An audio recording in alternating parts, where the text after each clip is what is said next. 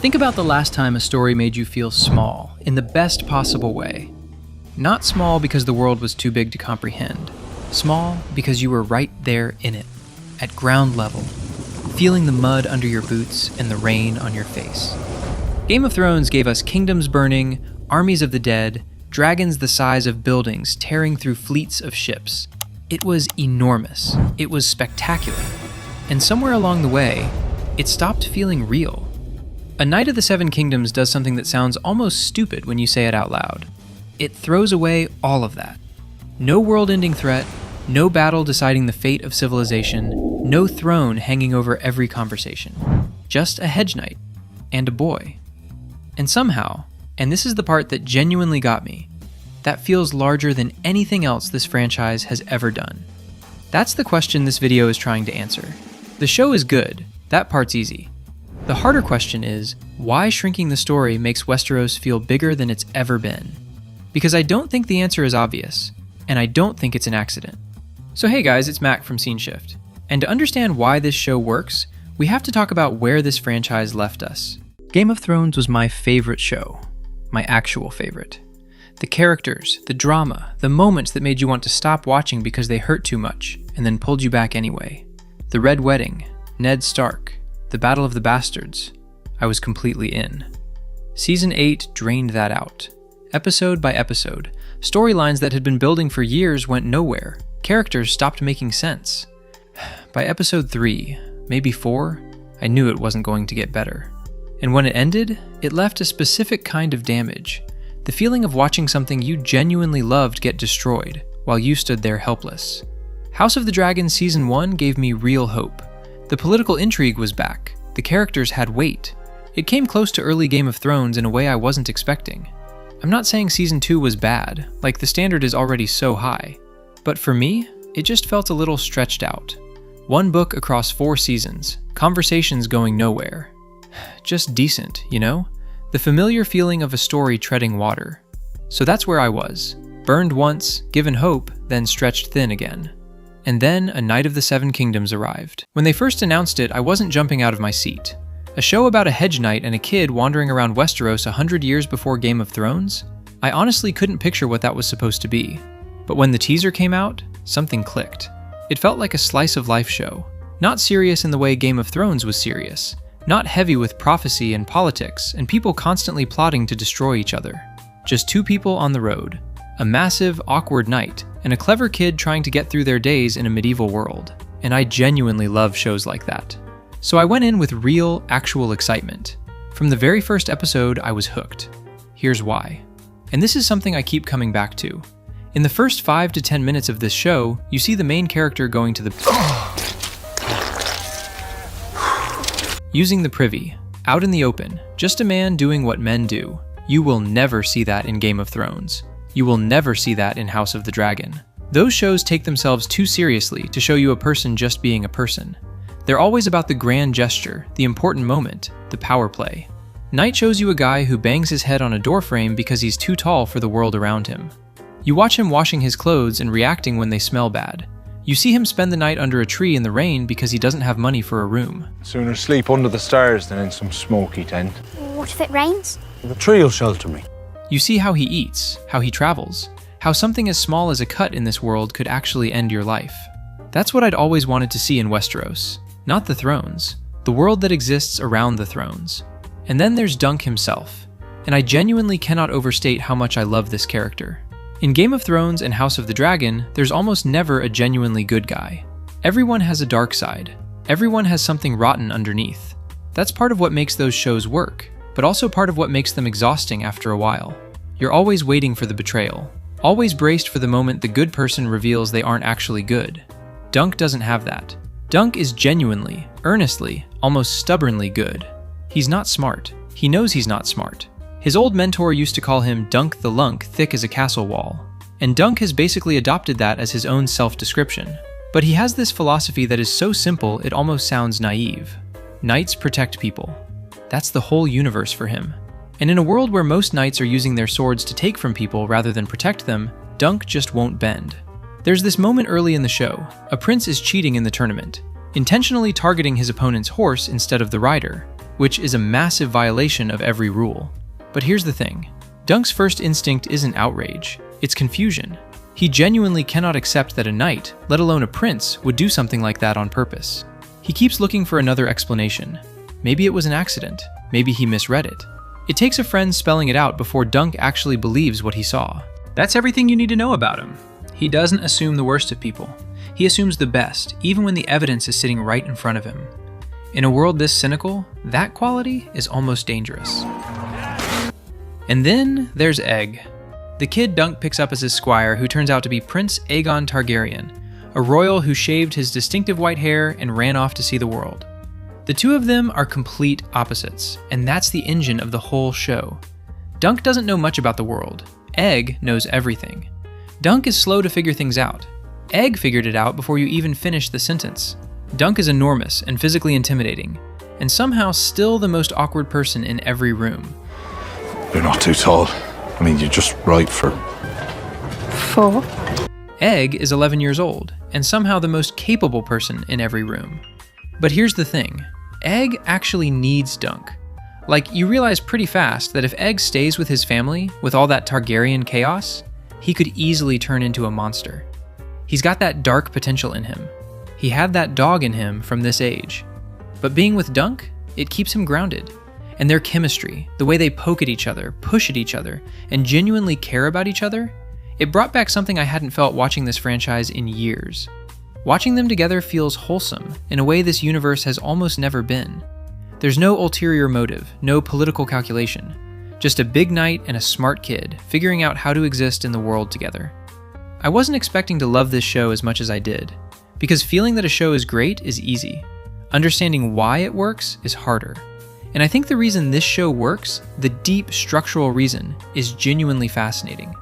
So let me try to explain it. Quick pause. If you're enjoying this breakdown, please hit like and subscribe. It helps the channel out a ton. Also, come hang out with me on Instagram at @macandflix_ to see my unfiltered thoughts on what I'm currently watching. So here's the thing about A Knight of the Seven Kingdoms. There's no world-ending threat, no battle deciding the fate of civilization, no throne hanging over every single conversation. It basically feels like a side mission, you know? Just a hedge knight and a boy. And somehow, that feels larger than war. Your first instinct might be, well, small stakes are just more relatable. Of course they feel intimate. But I don't think that's actually what's happening here. Because there are plenty of small, intimate shows that don't make you feel the size of the world. There's something more specific going on. When the political stakes shrink, the emotional stakes grow. Westeros feels bigger when you walk through it instead of watching it collapse. Let me show you why, starting with the most fundamental thing, the perspective. So in Game of Thrones, you see Westeros from above. Not literally though, the opening credits do literally soar over a map of the continent. But the perspective of the storytelling is elevated. You're watching kings make decisions that move armies, Daenerys looking down from the back of a dragon, Tywin Lannister planning campaigns over a painted war table. The story gives you this wide, elevated view. You see the board, you understand the pieces, you know exactly what's at stake. And for me, that tension is almost entirely in your head. You're watching pieces move and wondering how the game ends. A Knight of the Seven Kingdoms does the opposite. The story locks you to Dunk's perspective, and Dunk is on the ground, literally sleeping in the hedges, in the mud under trees. He doesn't understand the political machinations happening around him. When noble lords exchange loaded glances at the Ashford tourney, Dunk doesn't catch it.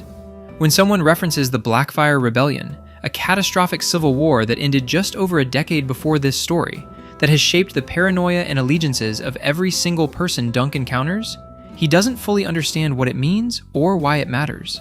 George R.R. Martin has actually talked about this. He's said that writing from Dunk's point of view is uniquely challenging because Dunk genuinely doesn't understand what's happening around him. That's completely on purpose. Because when Dunk doesn't understand the danger above him, you don't either. In a story told from above, tension is strategic. You wait to see how the chess pieces move.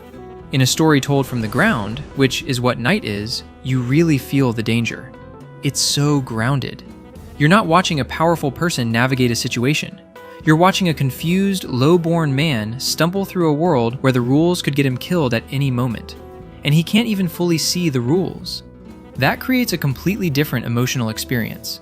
And for me, that difference is everything. and you feel it in the way it looks on screen. Director Owen Harris keeps the camera close. The framing is tight, ground level, intimate. There's grit under Dunk's fingernails and mud on his boots, and the camera doesn't float above that, it lives inside it. You feel his breathing in close-up before a trial. In wide shots, the landscape towers over him rather than spreading out beneath him. Showrunner Ira Parker described their whole approach in 5 words: Dunk is poor, and so are we. Deliberate budget constraints, no excessive visual effects, practical filmmaking in the mud and rain of real locations. The result is a visual world that feels unpolished and lived in. Bigger was available. Bigger would have been wrong. Bigger would have lifted the camera off the ground, and the ground is where this story lives. The world feels more dangerous when you can't see all of it. That's not a limitation, that's the point. And it connects directly to the second reason this world feels so much bigger than it has any right to. So here's something that sounds counterintuitive. The show covers less ground than any other entry in this franchise. One regional tournament in one part of Westeros over a handful of days. By Game of Thrones standards, that's basically nothing. And yet Westeros feels bigger in this show than it has in years. Why? Dragons collapse distance. In House of the Dragon, characters fly hundreds of miles in what feels like an afternoon. Westeros stops feeling large, it starts feeling like a board game. Locations are squares on a grid, and dragons are the fast travel mechanic. A Knight of the Seven Kingdoms is set roughly a century before any of that. The last dragons died decades before this story begins. Nobody flies anywhere. If Dunk needs to get from one town to the next, he rides. And if he can't afford to keep a horse fed, he walks. That changes everything. Notice the opening credits. Game of Thrones had that extraordinary sequence, the camera soaring over an animated map of the entire continent, connecting Winterfell to King's Landing to the edge of the world in one sweeping motion. Night replaces all of that with a simple title card, a few seconds of lettering. That's not a budget decision, it's a story decision. We're not going to show you the continent from above. We're staying on the ground. And from the ground, Westeros is enormous. When travel is slow, distance becomes a real antagonist. A journey across the Reach takes weeks. Bad weather ruins your supplies. A lame horse doesn't just inconvenience you, it can be a death sentence. The roads are dangerous and long and exhausting. And when you're a hedge knight with no money and no lord to back you, every single mile costs something. When you watch Dunk make camp under a tree for the 3rd night in a row, wet and cold and counting what coins he has left, for me, that's when you really understand the size of this world, more than any map sequence ever did. The size isn't abstract anymore, it's physical. It's the distance between his boots and the next town. This connects to something the show does with its production design that I think is quietly brilliant. Every set is packed with lived-in texture, dented armor, worn saddles, chipped swords, wooden barns with mud-caked floors. The color palette is muted, natural, lots of grays and browns and forest greens. There's no gleam, no polish. The world doesn't look like a fantasy. It looks like a place where real people have been living and surviving for a very long time. Westeros doesn't feel big because the camera soars over it. It feels big because Dunk has to walk across it. And because every step of that walk costs him something real. So let me put 2 moments next to each other. In Game of Thrones, Cersei burns down the Sept of Baelor with wildfire, killing hundreds of people. It's a catastrophic political move. Alliances break, armies shift. It's enormous, and somehow it doesn't stay with you the way it should. Because when stakes are that large, they become abstract. In A Knight of the Seven Kingdoms, Dunk sells his horse. Not his only horse, he has 3. But this is Sweetfoot, the horse he's had for years. The one that has been beside him on every road, every campfire, every night under the rain. The horse that knows his rhythms, and he knows hers. He sells her to afford armor for the tournament. A man parting with something that has been his companion because the world he lives in forces that kind of trade. I'll come back and buy you again. I promise. That's for her. That's it. That's the whole scene. And it hits harder than wildfire. Because the show has made you feel what that horse means to him, through accumulation, time on the road together, quiet moments tending to her. And when she's gone, you feel the specific shape of that absence. This is what I mean when I say the small things in this story are everything. In the grand shows, money is a political abstraction. The Crown owes enormous debts to the Iron Bank. Daenerys has dragons, which are basically a military budget. The cost of outfitting armies is discussed in council meetings and handled off-screen. Nobody ever makes you feel the specific weight of a single coin. In Night, every coin matters. Dunk is living on roughly 3 gold dragons a year. What kind of knight don't got a stag? Essentially the poverty line of this world. A decent suit of armor costs more than that. A tent costs more than that. When he contemplates a purchase, you feel the silver stags leaving his pouch in real time. Because the show has built a world where money is survival, not strategy. And here's why this matters to the argument. When the stakes are enormous and abstract, emotional investment is actually harder. You know intellectually that thousands of lives are at stake, but your gut doesn't fully believe it. The numbers are too big. The consequences are too distant. When the stakes are small and specific, one man, one horse he's had for years, one gut-wrenching decision, your gut is completely engaged. You understand this. You've felt versions of this. You know what it costs to give something up, to take a shot at something you believe in. And for me, that's what makes it land. You actually feel it. And all of that, the view from the ground, the weight of the world, the cost of every single coin, is building toward the real heart of this show, the question it's actually asking. So the real question this show is asking is, in a world designed to crush good people, can someone actually choose to be good? Game of Thrones answered that constantly, and the answer was usually no, or yes, but they'll die for it immediately. And over time, that cynicism became its own kind of exhaustion. Goodness started to feel naive, a character flaw rather than a virtue. A Knight of the Seven Kingdoms is built on the opposite premise. Dunk is a man of uncertain legitimacy. There's a real chance he was never properly knighted. His mentor, Sir Arlen of Pennytree, may have died before formally giving him the title, or may have never gotten around to it. Have his sword and shield. Sword and shield do not make a knight. He says he was knighted with only a robin and a thorn tree as witnesses. Legally dubious. He knows it. And because he knows it, he works significantly harder than anyone else to actually earn what he claims to be. While highborn knights with proper training and royal lineage use their vows as empty justifications for cruelty, for arrogance, for taking what they want, Dunk treats his vow as a living obligation, every single day. Dunk isn't good because the world rewards goodness. He isn't good because it's strategic or safe. He's good because he genuinely cannot be anything else. When he sees someone in trouble, there isn't a calculation. There isn't a pause where he weighs the cost. He just moves. And in a universe that has spent years showing us characters doing the opposite, I find that genuinely extraordinary. Harry's hurting her. Hurting who? Aerion decides to punish her for a performance he doesn't like. He's going to hurt her. And Dunk knows he knows the exact legal consequence of what he's about to do. Amputation. A hand and a foot. For striking royal blood. He stands there holding that knowledge. And then he punches Aerion in the face anyway. That punch is the whole soul of the show right there. Not a speech, not a declaration, a punch.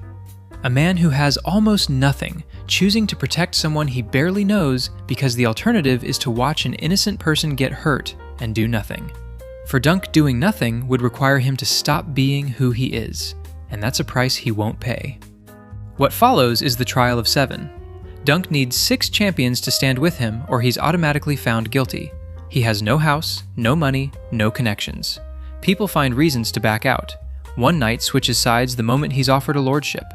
And then, one by one, against all odds, the right people decide to be the right people. Lionel Baratheon, Rhaemon Fossaway, and then Prince Baelor Targaryen, heir to the Iron Throne, a man who could end all of this with a word, rides in and says, I will take Sir Duncan's side.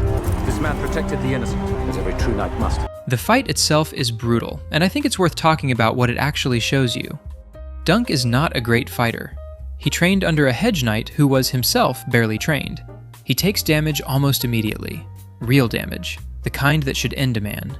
And there's a moment where he's barely conscious on the ground, and you genuinely don't know if he's getting back up. He flashes back to a dark alley in Flea Bottom when he was a boy. His world was nothing but violence and no way out, and an old drunk knight stumbled in and stood between him and the people who wanted to hurt him. Sir Arlen of Pennytree, the man who made him, The man who, maybe, probably, never formally knighted him at all. That old knight looked at the boy on the ground. Get up. And now, in the present, Egg, 11 years old, a prince who shaved his head and ran away from a palace to see the world, is screaming at Dunk from the stands. Get up. And Dunk gets up. Not because he found some hidden strength, not because the story decides he's secretly great. He gets up because that is the one thing no one has ever been able to take from him. He finds Aerion, uses every pound of his size and every drop of whatever is left in him, and forces the prince to yield. A hedge knight who had no business being there, winning a fight he was never supposed to win, because he simply would not stop. Then Baelor dies, a blow taken during the trial. When they remove his helmet, the damage is catastrophic. He was gone before anyone understood how bad it was. The realm needed him, and it doesn't get to keep him. You guys, get up, sir. Get up, sir. But here's the difference from every Game of Thrones death that broke my heart. In Game of Thrones, the deaths of good characters came with a message. This is how the world works. Don't believe in things. Goodness is a weakness. Night's ending doesn't feel like that. Baelor's death is devastating, but the show uses it differently. It shows you what it meant that he stood up. The fact that it cost him everything doesn't make it wrong that he did it. It makes it matter more. But Dunk walks away changed. His innocence is just broken. He understands now that kings and princes are just people, some good, some not. And he realizes that to actually achieve his dream, he has to lose a part of his old naive self. But the dream isn't gone. The reason he wanted to be a knight, to stand between the innocent and the violence, that's still there, intact. He just understands now exactly and completely what it costs. Which is exactly why I'm so interested in what comes next. I'm genuinely excited about this show in a way I haven't been excited about this franchise since season 6. And honestly, that surprises me. I spent years thinking that feeling was gone. Here's what gives me real hope. The source material gives the writers incredible flexibility. There are only 3 published novellas, but George R.R. Martin has given showrunner Ira Parker detailed outlines for at least 12 unpublished stories. 12. In between those fixed points, the writers can expand, breathe, add, invent. Season 1 already showed this. Dunk's whole childhood in Flea Bottom, the flashback to how he grew up, how he ended up with Sir Arlen. That wasn't in the novella. They built it from almost nothing. And it was some of the best material in the season. What I really love is that this show can release every year. 30 to 50-minute episodes, 6 of them a season. There is no reason this can't come out on a yearly schedule the way Game of Thrones used to in its best years. And I think people underestimate how much that matters. Watching a show week to week, talking about it, waiting for the next episode and actually getting it, that shared experience was a huge part of what made Game of Thrones feel like an event. Night has a real chance to bring that back. Smaller scale, but more consistent, more present, more hours. Season 2 is set to adapt The Sworn Sword, a water rights dispute between 2 minor lords during a devastating drought. No dragons, no continental politics. Just 2 people trying to survive in a world where the powerful make decisions that can destroy the powerless. I cannot wait. And honestly, after everything I told you at the start of this video about where I was with this franchise, that feeling alone is worth something. We spent years watching this franchise at the speed of dragons. Stakes so enormous they stopped feeling like stakes. A continent shrunk to the size of a game board. A Knight of the Seven Kingdoms slows all the way down. 2 people on a road. A massive knight who might not even be a real knight, and a small boy who's secretly a prince. Walking through a world that will chew them up without a second thought. Trying to be decent in it anyway. And that small, human, stubborn thing makes Westeros feel more real than it ever did when it was the backdrop for the fate of civilization. I lost faith in this universe for a while. I think a lot of us did. And then Dunk punched a prince to protect a puppeteer he barely knew. And I was back. So if you actually liked this, dropping a like and subscribing would be really great. You can click right here to watch my MCU video next. See you.